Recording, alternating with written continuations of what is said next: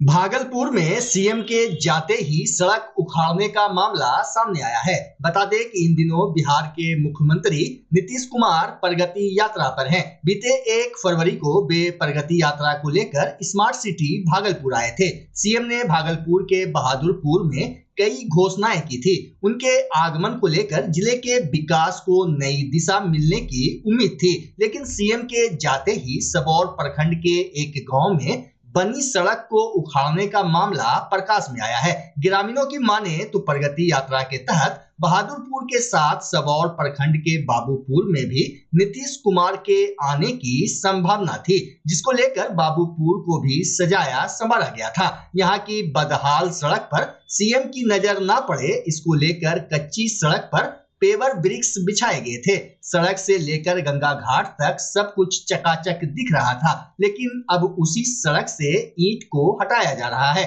सड़क को उखाड़ने से जहां ग्रामीण नाराज है, वहीं सीएम की प्रगति यात्रा में किस तरह पदाधिकारियों ने आई वॉश करने का काम किया है, इसकी हकीकत भी सामने आ गई है। देखिए सीएम नीतीश कुमार के जाने के बाद इलाके से सड़क उखाड़ने पर क्या कुछ कह रहे हैं सबौर प्रखंड बाबूपुर के बासिंदे। हुआ यही था कि यहाँ पे जो है कि रोड बनाया गया था मुख्यमंत्री के स्वागत के लिए, तो हम लोग को भी खुशी हुआ कि मुख्यमंत्री के इस प्रगति यात्रा पे हमारे गांव का भी कुछ उत्थान हुआ है।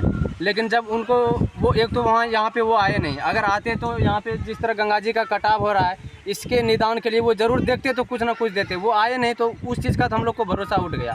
अब एक ये बचा खुचा रोड था जो कि उनको आने के क्रम में डेवलपमेंट हुआ था, अब इसको भी उखाड़ करके रोड लेके जा, कहीं हम ऐसा नहीं देखे थे कि बना हुआ रोड उखाड़ करके लेके जा रहा है। अगर एनओसी नहीं दिया गया था इसको बनाने के लिए तो बनाए क्यों इसको? अगर बना लिए तो तोड़िए मत। आप लोग से रिक्वेस्ट है कि विनती है कि इसको रहने दिया जाए, ताकि 10 गांव से जो लोग आते हैं यहाँ पे छठ पर्व में पूजा करने के लिए उनको कोई दिक्कत ना हो। क्या नाम हुआ? गौतम कुमार यादव। यही है कि जैसा बिट्टू भैया भी बोले कि मेरे गांव में ये प्रगति यात्रा के क्रम में जो सड़कें बनाई गई है, ये सड़कें उखाड़ा नहीं जाए, क्योंकि ये हम लोगों का उम्मीद का एक सहारा है। हम प्रगति यात्रा के क्रम में मुख्यमंत्री जी आए, उसके लिए ये सड़कें बनाई गई। हम लोग इस हर्षोल्लास से खुश थे कि हमारे गांव में मुख्यमंत्री प्रवेश कर रहे हैं। हम लोग का दिन अच्छा है, लेकिन मुख्यमंत्री जी प्रवेश नहीं किए तो उससे हम लोगों को थोड़ा दुख हुआ। और अब तो और भारी दुख की बात है कि यहाँ पे सड़कें उखाड़ के लेके जा रहा है।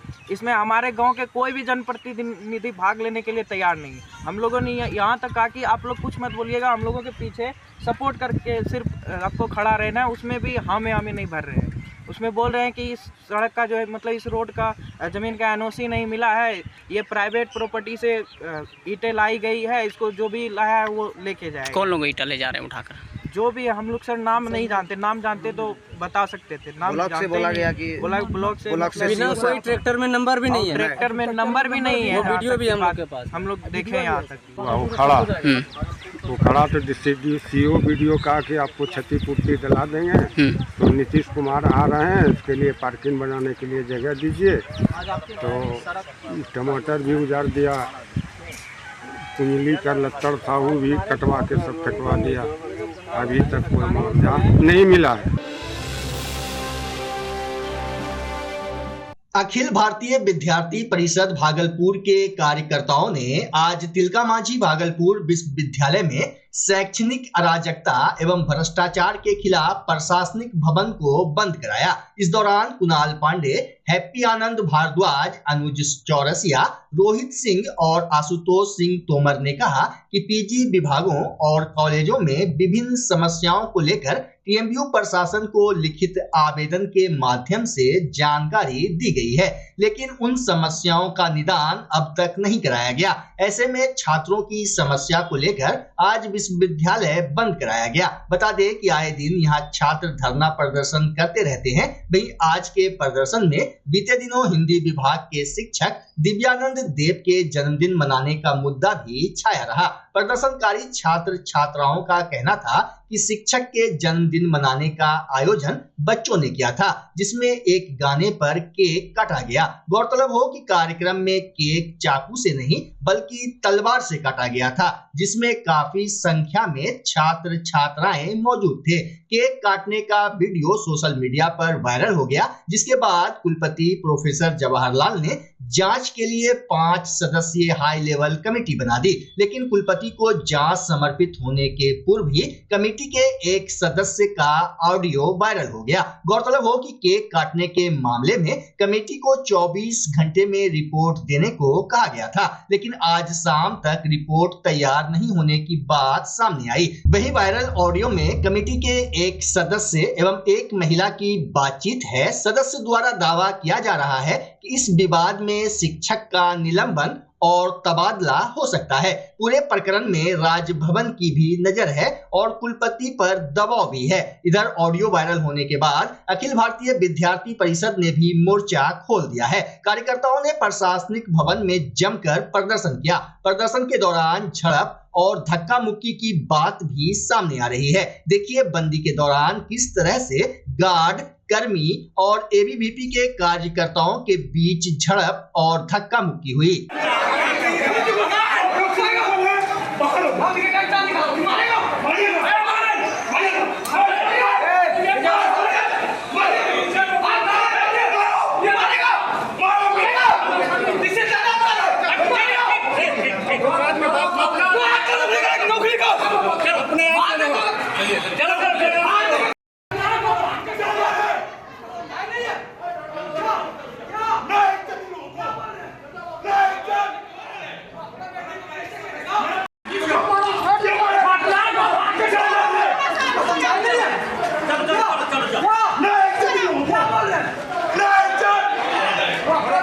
मौके पर एबीवीपी के छात्र नेताओं ने चेतावनी दी कि अगर उनकी मांगों को जल्द से जल्द पूरा नहीं किया गया तो आंदोलन और तेज कर दिया जाएगा।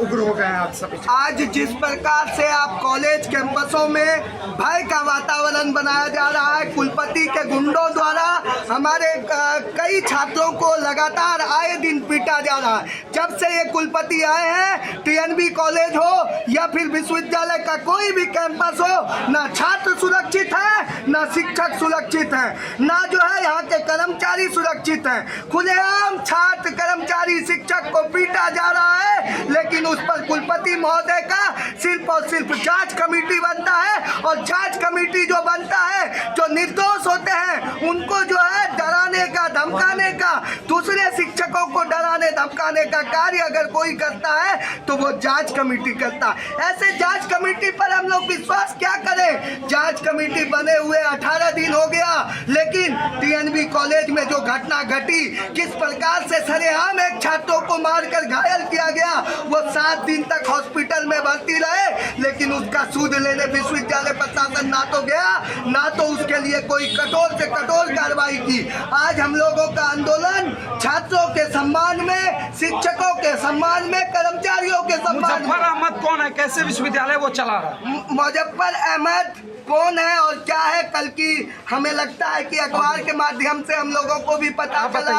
और वो जो है मुजफ्फर आलम नाम के कोई सिग्नेटर है, लेकिन वो उसकी पुष्टि हम लोग नहीं कर रहे। लेकिन जांच का विषय है कि ये व्यक्ति कौन है, ये जो लिख करके अपना ऑडियो के माध्यम से कह रहे हैं कि विश्वविद्यालय हम ही चलाते हैं, हम ही जो है शिक्षक को यहाँ से नारायणपुर ट्रांसफर कर सकते हैं। तो ऐसे विषय पर भी कार्रवाई होना चाहिए। ये जांच का विषय है, इस पे कुलपति से मैं जांच की मांग करता हूँ और अविलंब जांच करे, और जो भी कमेटी बनी है उसका जांच का, निष्पक्ष जांच का जो है ये आए रिपोर्ट आए, उसका विद्यार्थी परिषद स्वागत करेगा। लेकिन गुंडागिर्दी ना तो हम सहेंगे, ना ऐसे व्यक्ति को हम लोग बर्दाश्त करेंगे। कुणाल पांडे, प्रदेश सामंत।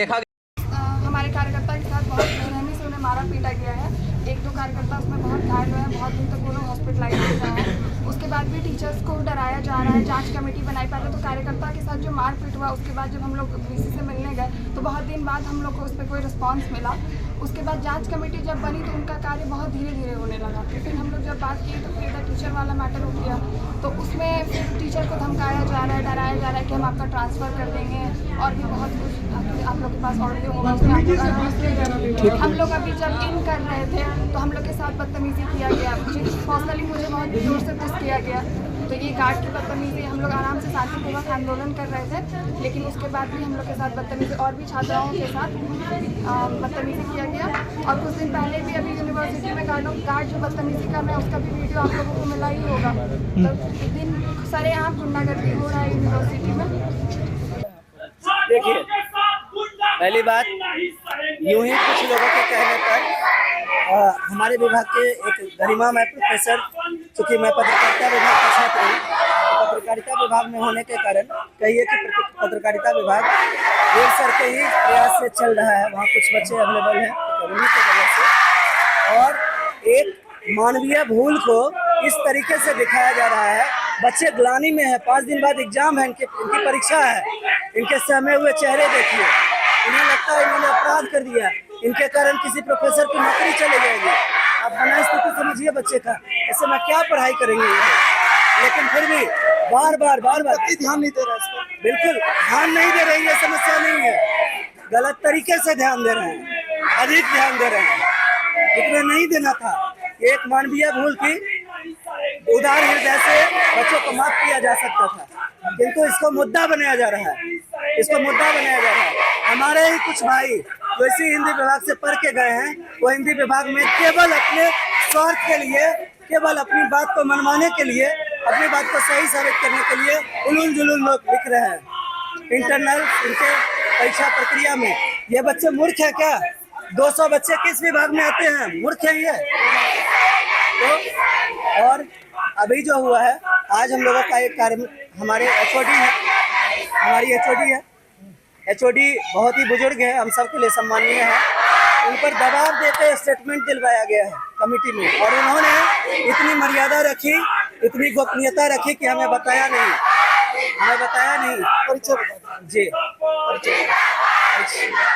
परिचय मैं पुनेंदु कुमार, पत्रकारिता विभाग का छात्र।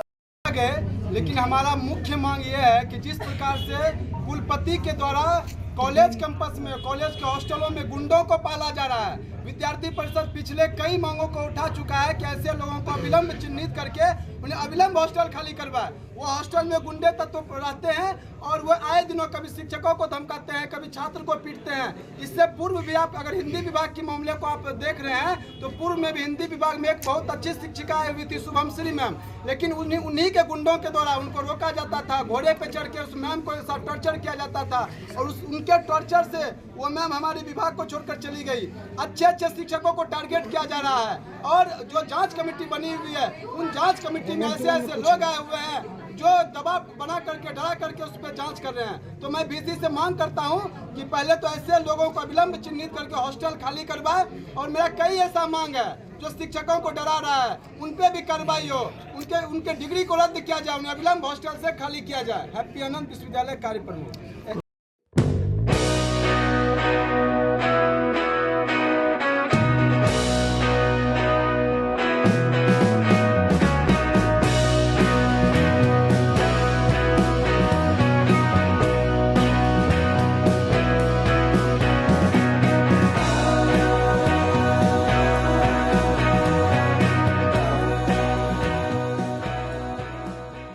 आगामी 24 फरवरी को प्रधानमंत्री नरेंद्र मोदी का भागलपुर में आगमन होने वाला है, जिसको लेकर सरगर्मी तेज हो गई है। इसी कड़ी में आज सूबे के स्वास्थ्य मंत्री सह कृषि मंत्री मंगल पांडे ने एनडीए घटक दल के पदाधिकारी और सदस्यों के साथ बैठक की। बैठक में पीएम की सुरक्षा प्रचार प्रसार से लेकर भोजन एवं लोगों को सुविधा अनुसार आगमन और प्रस्थान को लेकर भी चर्चा की गई। वहीं पत्रकार कुणाल शेखर और सुमित के साथ सांसद द्वारा मारपीट किए जाने से उत्पन्न हुई समस्या पर जब पत्रकारों ने स्वास्थ्य मंत्री मंगल पांडे से सवाल किया तो उन्होंने कहा कि दोनों के रिपोर्ट पर एम्स के डॉक्टरों से बात की जाएगी। उन्होंने उचित इलाज का आश्वासन भी दिया।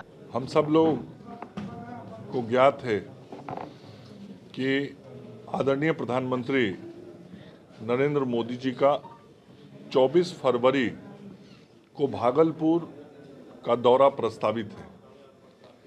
आदरणीय प्रधानमंत्री जी 24 फरवरी को भागलपुर आएंगे, इसकी सूचना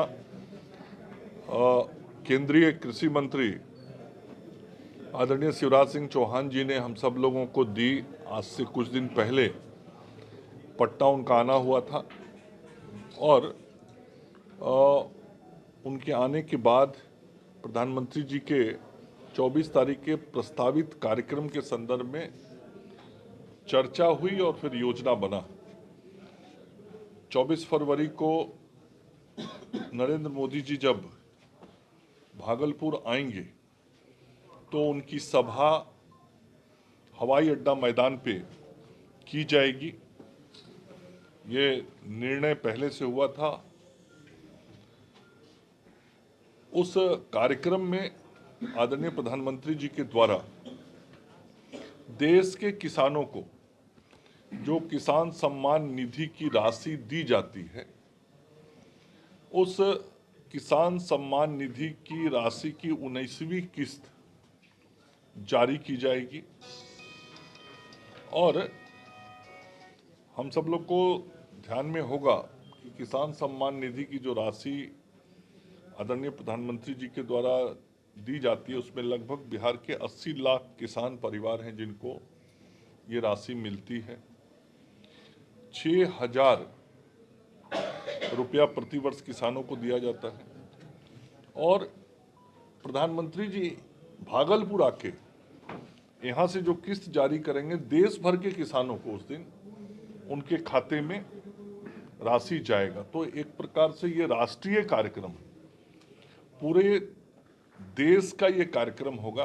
प्रधानमंत्री जी यहीं से भागलपुर की धरती से पूरे देश के किसानों को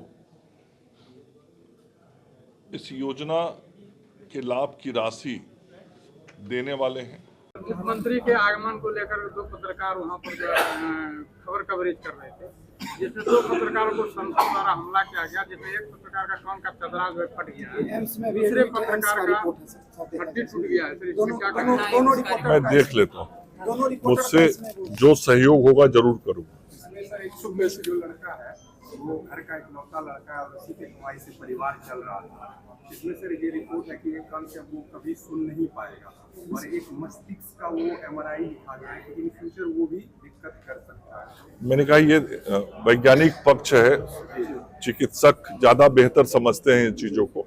मैं एक बार चर्चा कर लूंगा तभी मैं कुछ कहूँगा। बदलो बिहार समागम कार्यक्रम में शिरकत करने आज भाकपा माले के राष्ट्रीय महासचिव दीपांकर भट्टाचार्य भागलपुर पहुंचे। एक विवाह भवन में आयोजित भागलपुर प्रमंडल स्तरीय बदलो बिहार समागम को संबोधित करते हुए उन्होंने जन आंदोलन पर जोर दिया। साथ ही उन्होंने विभिन्न समस्याओं जैसे कृषि, शिक्षा, रोजगार और मजदूरी पर अपने विचार रखे। अपने संबोधन में भाकपा माले के राष्ट्रीय महासचिव दीपांकर भट्टाचार्य ने केंद्र और राज्य की सरकार पर जमकर हमला बोला। उन्होंने प्रदेश की समस्याओं को गिनाते हुए कहा कि पूरा बिहार पलायन, गरीबी और पिछड़ेपन का दंश झेल रहा है। वहीं चुनावी वर्ष में नीतीश जी जनता का हाल जानने के लिए यात्राएं कर रहे हैं, लेकिन लोगों की समस्याओं से उनकी दूरी बनी हुई है। उन्होंने बताया कि 20 वर्षों से न्याय, विकास और सुशासन की बात कर रहे हैं, लेकिन हकीकत सभी के सामने है। मौके पर समिति के संयोजक एवं एकटू के राज्य सचिव मुकेश मुक्त समेत कई नेता और कार्यकर्ता मौजूद थे। तो हर प्रमंडल में बदलो बिहार समागम हो रहा है। आज भागलपुर और बांका के साथ यहाँ एकजुट हुए हैं। इस समय जनता परेशान है, जनता का हर तबका परेशान है। पूरे बिहार में तरह तरह के आंदोलन चल रहे हैं, लेकिन सरकार का अब जनता से कोई लेना देना नहीं रहेगा। नीतीश जी 20 साल से मुख्यमंत्री हैं और नीतीश जी अकेले तो नहीं हैं। नीतीश जी के दाएं बाएं आगे पीछे सब भाजपा के लोग हैं। तो भाजपा की ही सरकार नीतीश जी को सामने रख करके चल रही है। नारे अच्छे थे, न्याय के साथ विकास, सुशासन, लेकिन न्याय की जगह पर अब अन्याय छा गया है। विकास के नाम पर बेरोजगारी, गरीबी बढ़ रही है और सुशासन की अगर बात करें तो वहाँ तो पुलिस राज, पुलिस की गुंडागर्दी, छात्रों पर पिटाई, किसानों पर पिटाई। अभी मधुबनी में एक इमाम को जिस तरीके से बर्बर तरीके से पीटा गया और अफसरशाही। इसलिए बदलाव की मुहिम को तेज करने के लिए हमारी कोशिश है कि ज़मीनी स्तर पर जो लोग संघर्ष कर रहे हैं हर कर्मचारी का तबका, ठेके पर काम करने वाले, अनुबंध पर काम करने वाले, स्कीम वर्कर्स, महिलाएं, खेत मजदूर, किसान, जमीन से बेदखल होने का जिनके सामने खतरा है, जिनके मकान को बिना मुआवजा दिए, जिन किसानों के मकानों को बुलडोजर से ढहा दिया जा रहा है, तमाम पीड़ित लोगों को एक मंच पर लाया जाए। और बदलो बिहार भी आज यहाँ समागम है। 2 मार्च को पटना के गांधी मैदान में बदलो बिहार महाजुटान, बिहार के हर कोने से संघर्ष करने वाले लोग आकर के मिलेंगे।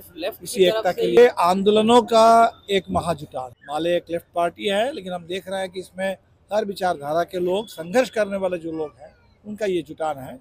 बाकी जो महागठबंधन है वो चुनाव के लिए जो बना है वो ठीक है, अपनी जगह पर है, लेकिन ये आंदोलनों की जुटान, संघर्ष करने वाले लोगों का एक महाजुटान है और इसको हर प्रमंडल में हम लोग कर रहे हैं। आज भागलपुर का हो रहा है, अभी शायद 11 तारीख को बेतिया में हम लोग करेंगे, वो आखिरी है। और इस दौर में हम लोगों ने पदयात्रा भी, पूरे सघन पदयात्रा पूरे बिहार भर में हुई है।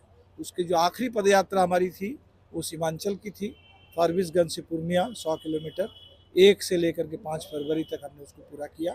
कल हम लोग इसी तरह पूर्णिया में भी एक समागम में थे और अब 2 मार्च महाजुटान की तैयारी।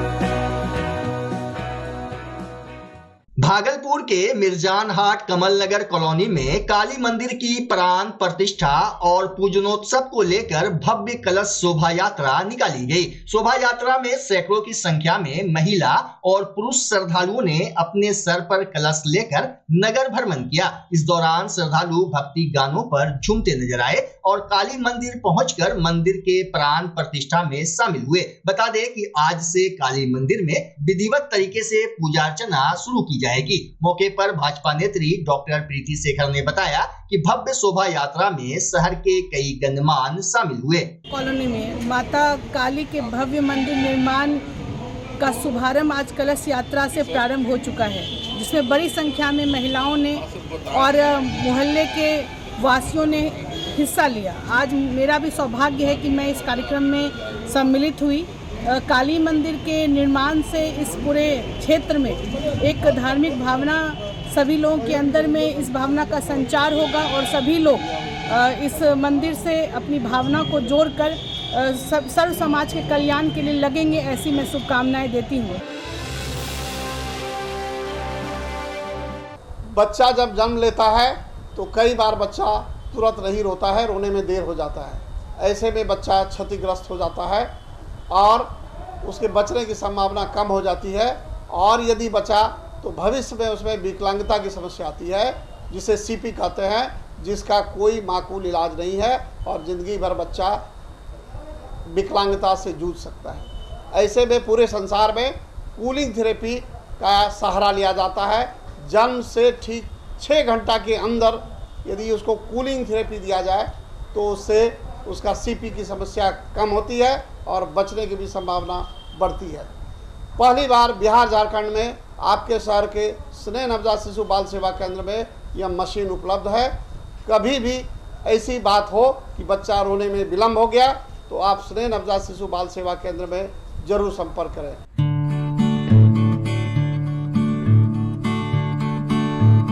घर शिफ्ट करना हो या ऑफिस रीलोकेट करना हो, मेक माई शिफ्ट के साथ अपने सामान को सुरक्षित पहुंचाइए कहीं भी कभी भी। मेक माई शिफ्ट देते हैं residential and office relocation, long distance relocation, heavy machine shifting, packing and moving, international and intercity moving, car transportation जैसी ढेरों best services. Make my shift packers and movers. For bookings call 8298-181-018 या log on करें www.makemyshift.in। Rinku LED bulb एक बार लाओ और चलाते ही जाओ। हमारे LED बल्ब्स है क्वालिटी में नंबर 1 और एनर्जी एफिशिएंट, जो रखे एनवायरनमेंट और आपके बिजली के बिल दोनों का ख्याल। रिंको LED बल्ब के साथ एनर्जी बचाओ और बिल घटाओ। ये है पावर सेविंग लाइट जो चले लंबे समय तक और रखे आपके घर को रोशन। हमारे यहाँ LED लाइट्स मिलते हैं एक व्यापक रेंज में, जो आपकी हर जरूरत को पूरा करेगी। लेकिन यही नहीं, हमारे LED लाइट सिर्फ चमकदार नहीं बल्कि एनवायरमेंट फ्रेंडली भी है। तो आज ही लाओ रिंको LED बल्ब और पाओ 1 साल की वारंटी का भरोसा। रिंको LED बल्ब्स, नई जनरेशन के स्मार्ट बल्ब्स। आज ही संपर्क करें 8651063786 या मेल करें rinkoledbulb@gmail.com। हमारा पता असाननपुर, भागलपुर, बिहार 812002।